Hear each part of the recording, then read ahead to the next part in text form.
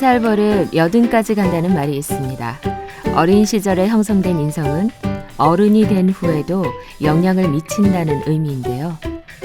선조들의 축적된 육아 경험의 데이터이기도 한 이 속담에는 인간의 인격 형성이 뇌 발달과 밀접하게 연관되어 있다는 과학적인 근거가 있다고 합니다. 나이에 따라서 그 발달하는 속도가 조금씩 다릅니다. 부위에 따라서.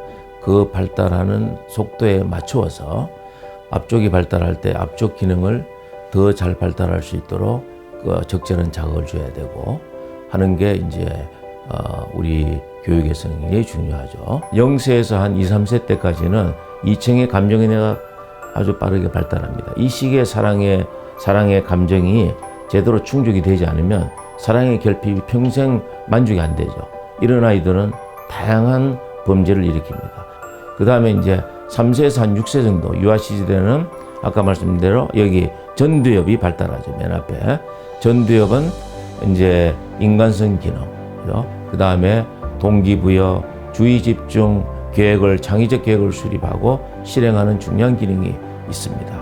그리고 이제 6세 이후 초등학교 시대에는 언어의 뇌인 척두엽하고 과학의 뇌, 수학의 뇌인 두정엽이 발달하니까 초등학교 시기에는 과학적 지식을 무조건 외우는 게 아니라 실험을 통해서 원리를 이해를 통해서 이렇게 해주면은 그 아이는 나중에 유능한 과학자가 될 수 있고 아인슈타인과 같은.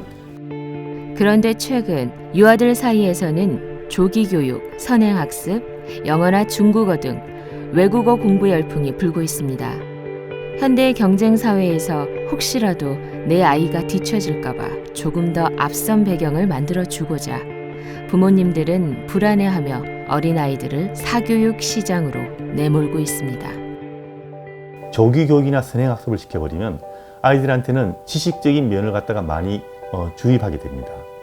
이게 엄마들 생각에서는 애들한테 많은 걸 교육을 시킨다고 생각하지만 실제로 이 교육시키는 시간 동안에 아이가 두뇌가 발달해야 될 기회를 잃어버리는 경우가 상당히 많기 때문에 도리어 아이들한테는 별로 좋은 게 아닙니다. 특히 아이들은 창의력과 협동력과 그다음에 집중력 같은 수많은 것들을 일상생활을 하면서 두뇌가 발달하게 되는데 이것이 평생에 더 중요합니다. 어떤 특정한 성격의 정보들이 유입이 되게 되면 상대적으로 다른 정보들에 대한 활용성이 떨어질 수밖에 없는 거거든요. 사람의 건강한 브레인, 또 그 건강한 브레인을 기반한 건강한 인성이라고 하는 것은 어떤 지적인 능력도 필요하지만 감성, 사회성, 교감, 또 그다음에 자기 성찰 능력 이런 것들이 이제 포괄적으로 이 밸런스를 맞춰야지 건강 브레인, 건강 인성이라고 얘기할 수가 있는데, 그러니까 유아기의 교육은 도덕성과 인성 교육이 시작을 해야 돼요.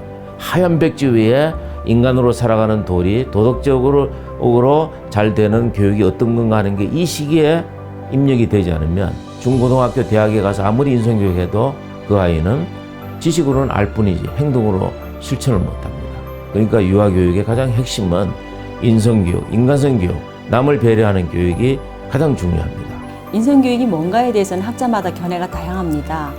우선 좀 정의를 해보자면 사람이 자신의 내면을 올바르고 건전하게 가꾸며 타인, 공동체, 자연과 더불어 소통하며 살아가는 데 필요한 품성과 역량을 기르는 교육, 이렇게 정의를 해볼 수 있겠습니다. 이러한 인성교육은 어렸을 때부터 시작하는 게 좋습니다. 왜냐하면 사람의 인성은 타고난 요소의 인생의 경험이 결합하여 형성되는데 한번 형성되면 잘 바뀌지 않는 특성이 있습니다. 그래서 인성교육은 인생의 기틀이 잡히는 어린 시기에 시작하는 것이 중요합니다. 어떻게 됐을까, 준호야? 그렇다면 가정에서 할 수 있는 인성교육은 어떤 것이 있을까요? 첫 번째로 책 읽어주기와 같은 문학적 접근법이 있습니다. 할머니, 할아버지께서 들려주시는 옛날 이야기나 인형놀이를 통한 구연동화도 포함되는데요.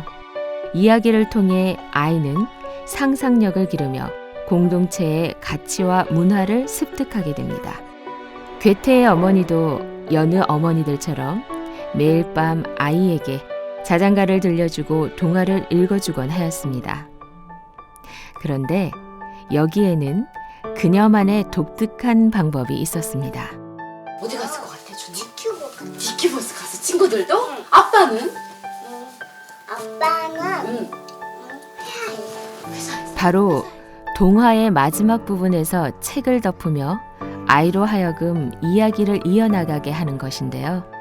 이러한 책 읽기 방법은 이야기 전달을 넘어 아이와 소통하며 아이의 잠재력을 이끌어내고 생각하는 힘을 기르게 합니다. 유아기는 자연 속에 뛰어놀며 살아있는 모든 것에 경외심을 갖는 시기입니다. 길가의 나무나 떨어지는 빗방울조차도 호기심의 대상일 수 있습니다.